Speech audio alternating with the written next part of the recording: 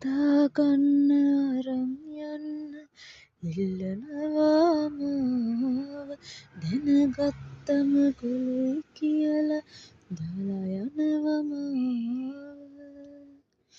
මේ ලිපිය ලියන්නේ දකින්න මගේ සුදු අම්මාව වැඳලා කියන්නම් මේ අරන් යන්න මාව අරන් යන්න මාව ගොළු දරුවෙක් වුණා කියලා අනේ අම්මේ මාව දාලා ගියේ ඇයි මේ ලෙස ළමා නිවාසයක දෙමාපියන් නිතර ඇවිත්